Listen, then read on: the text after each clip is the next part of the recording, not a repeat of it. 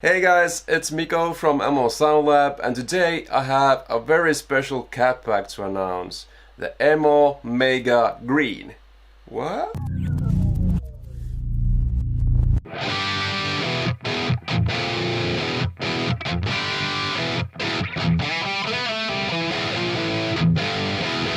And that's the sound of MO Mega Green.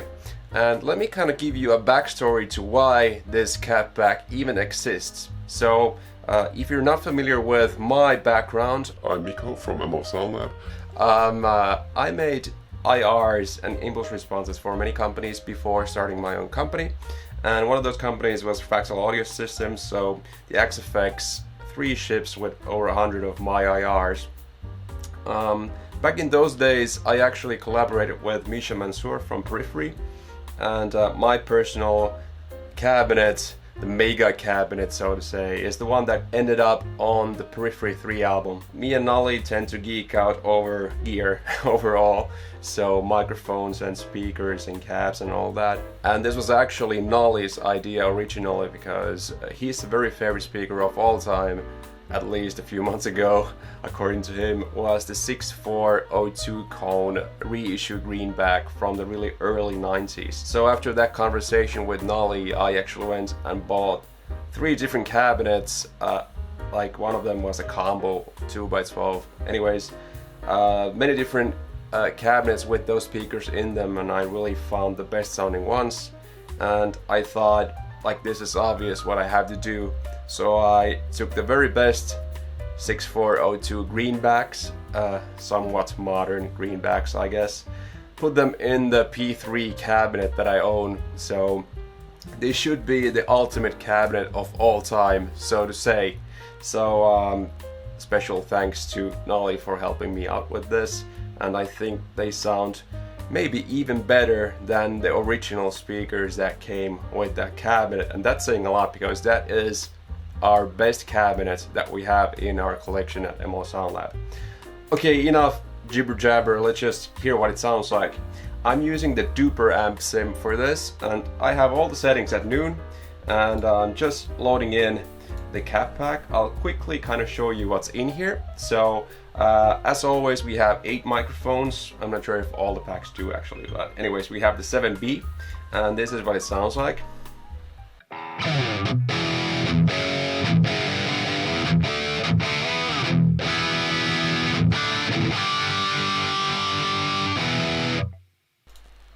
Then we have the 57.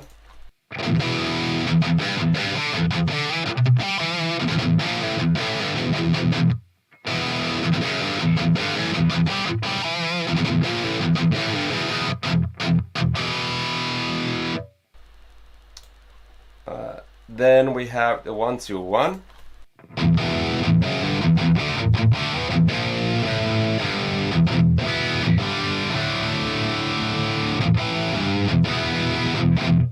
A lot of depth in that one.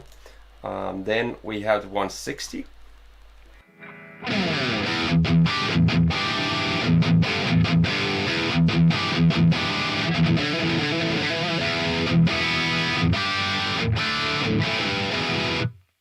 I really like that sound. And then we have the 184, which is a Neumann condenser microphone.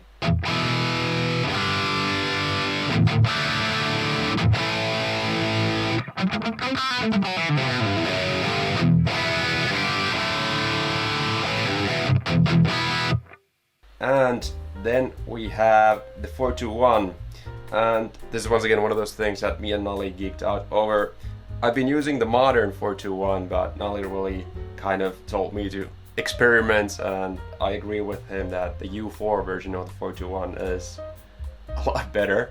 So we've been using this pretty much all year out, so we switched to a more vintage sounding 421. This is what it sounds like.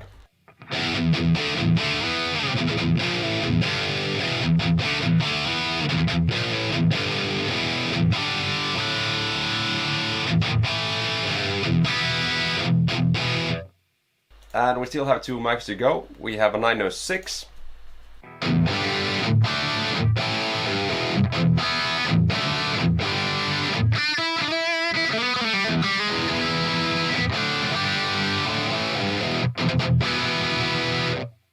and a U3. And the U3 is a Unidyne III, which is essentially the old SM57. So the modern SM57 is actually made in Mexico, and they just started making those, I think, around 80s or 90s. So any guitar tone recorded in the 60s, 70s, 80s most likely doesn't have the modern Mexican 57. So this is more era appropriate if you want to use kind of just a 57 mic, but from back in the day. This is what it sounds like.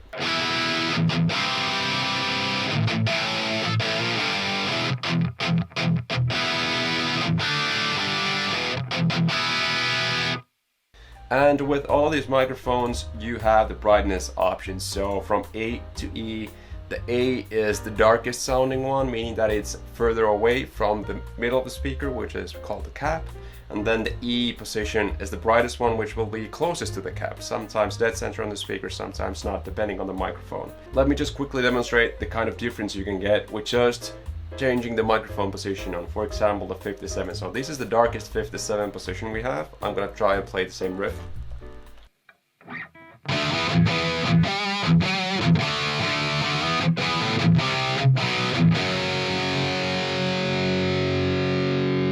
Brightest position.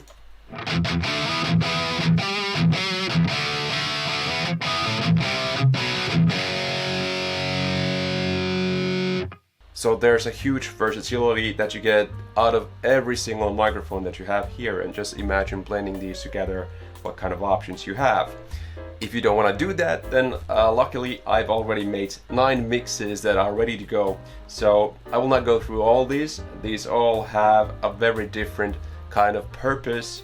The classic one is the 57121 classic mic up. So if I just choose this, and this is the very classic greenback mic up sound.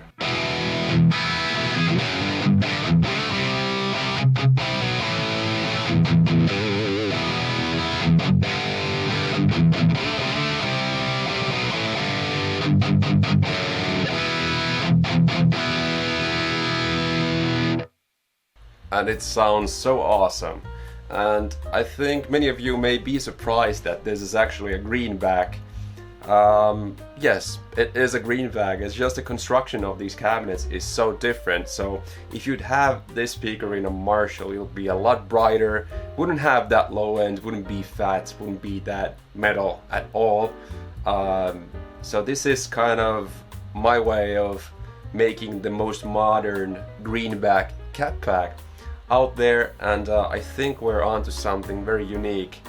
Just to compare this with the actual cab, the stock cabinet on the duper is actually the Mega Gent cat pack, which is the same cabinet that I used for these IRs. So if I just switch between a mix IR like this that I have here and just switch to the stock cabinet, you'll hear the difference between the greenback versus the B30.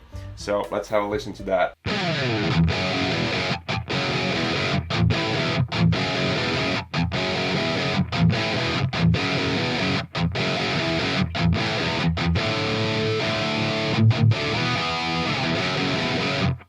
And now the Mega Gent cat pack.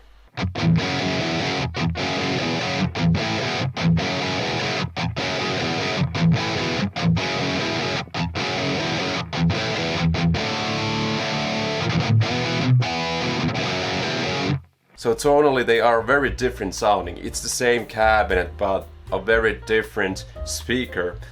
If you ask me, that's the best V30 in the world, and that's the best greenback in the world versus each other. So whichever you like, I mean, they sound very different. For me personally, when I go back and forth, I start to hear a very kind of nasally high end on the V30, and that's my favorite V30 in the world. And that's something that doesn't happen too often. Obviously, when you put it in the mix, it's a completely different story. But I think we were very successful at making something unique and new that doesn't really exist and sounds awesome. So go check it out. I've been Mikko. Thank you for watching the video, and see you guys later. Bye bye.